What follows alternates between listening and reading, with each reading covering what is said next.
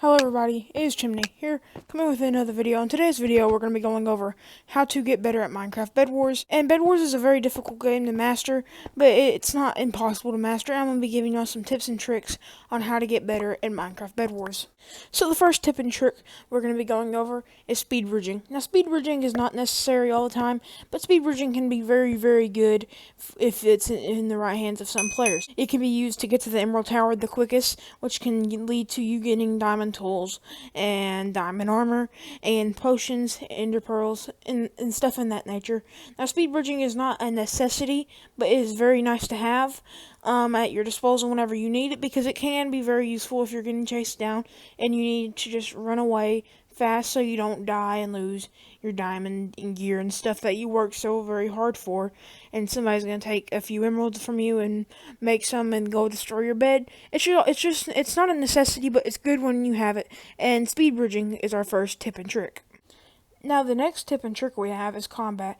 Now combat can be very difficult to catch on to, but once you catch on to it, it is very, very simple. It's basically on Bedrock, sword spam, and yeah.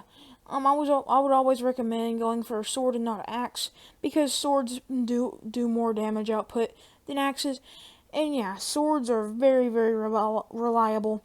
And yeah, so combat is our second tip and trick. So the next tip and trick we have is the types of players you're going to run into in this game. Now, one player you might run into in this game mode in Bed Wars is the veteran. Now, the veteran's been playing this game for a while, probably in the top 10, top 5 in the leaderboards on that particular server. And yeah, the veteran is like a he's very particular about his wins, and he wants every match to be in his favor. You cannot tell the veteran what he can and cannot do, and the veteran is a very hard player to play against because he knows every stat, he knows everything about the game. And yeah, he probably never plays survival mode, only Bed Wars, because he's the veteran at that game mode. Now next up, we have the noob. Now the noob never upgrades his armor, never upgrades his sword. All he does is get stacks of wool in his inventory and think that it's the best at protecting his bed. And heck, he probably doesn't even protect his bed. He probably just gets in a big old box and yeah, and thinks that's gonna save him. Well, the noob's not a very experienced player after all, but hey, we were all at that stage once, weren't we? Now the next player we have on our board is the average Joe player. Now, the average Joe player does not do a whole lot of just all-out ghetto stuff. He's not amazing, but he's not amazing, but he's not terrible, and he's decent. You don't want to mess with him. He's decent at the game.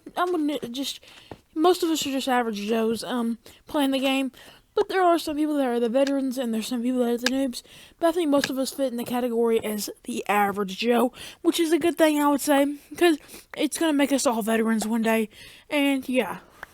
Now, the next thing we're going to go over, the next tip, is going to be what do you want, what do you want to cover your bed up with? And I would always recommend go for wool and stone, and then, well, obsidian and stone, then wool. That's the cheapest way to do it. And yeah, obsidian's very, very good. It takes the longest time to break out of any block, and usually you can get a minor fatigue perk, which makes it where it would be basically impossible for them to mine the obsidian. And yeah, I would always recommend protecting your bed first, so you, like, if you die, you can still respawn. And yeah, protecting your bed is a very important thing to do. And yeah, I'd always recommend you protect your bed so you don't die. And as you see here, this is how I protect my bed. And then that's why I put the wool down, so it took them a while to break the wool. And yeah, so that is the third tip. Now the next thing we need to do is work on our aim with our sword. And yeah, you just need to perfect this, because you always need to just try to perfect your aim, because aim is very, very important in Bed Wars. Whoever can get the most hits in will usually win, unless somebody is using a wood sword versus a diamond, but rarely that is usually not the case. And yeah, that is going to be my tips and tricks for Bed Wars. If you enjoy this type of content, make sure to hit the like button and subscribe, and yeah, I will see y'all later. Peace.